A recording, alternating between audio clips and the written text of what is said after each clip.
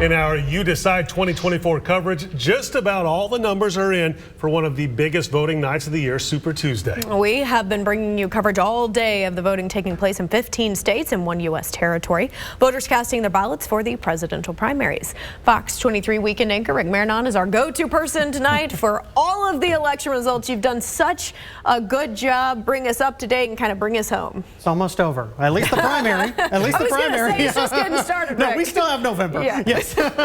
Well, we are ready to tell you all of the details, not just the presidential race, but also what's been happening in Wagner County. Let's get right to it.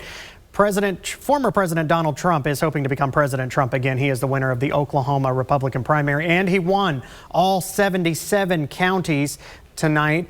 He spoke at his home in Mar-a-Lago. That was a national watch party. Within less than an hour ago, he took his victory lap. Keep in mind, he doesn't have all of the delegates yet for the nomination, but he certainly got very, very close tonight. Here is some of what the remarks he had to say.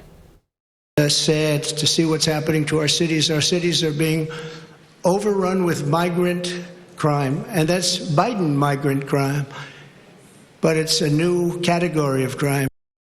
Obviously, he is touching on his top issue, immigration and the southern border, that he did very well in the past in 2016, and even made a key point in his 2020 campaign. This is how the vote has turned out. We're still having a couple more precincts reporting, but overall, Donald Trump has won 82% of the vote. Nikki Haley, a bit of a protest vote there, but only 16%. We should note it was just called Nikki Haley won her first state, Vermont, just a few minutes ago. She has that in Washington, D.C., but that's about it. Over on the Democrat side, President Joe Biden is the winner of the Oklahoma Democratic primary. Here is a look at his victory. It is actually, we're waiting to see an interesting race for second place, 73% in the vote, but in an interesting race for second place, Dean Phillips has actually been what was considered the close competitor there. Marianne Williamson, who ran in 2020, is actually taking more when it comes to that second place, just by a little bit. On the Libertarian side, a historic night for them. Chase Oliver has won. This is the first time Oklahoma has had a Libertarian presidential primary. If you keep up with cultural facts, it appears that this may be the first time a openly gay man may have won a presidential primary in Oklahoma as well. Here is how the vote has casted out. He has won 61% in the Libertarians as well. The big vote locally here is Wagner County as well. Let's go proposition by proposition. I will give you the cliff notes. Everything has failed. When it comes to Proposition 1, roads and bridges, no to 74%. Proposition 2, the sheriff's office, when it comes to funding, no by 79%. Proposition 3 was making a temporary tax permanent.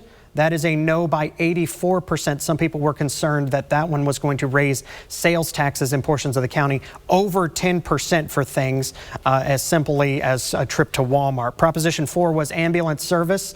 They were going to take it away from some fire stations and set up their own. And that has failed by 77%. Proposition 5 was courthouse improvements. That has also a no vote by 82%. Proposition 6, this was changing the way the jail was being operated.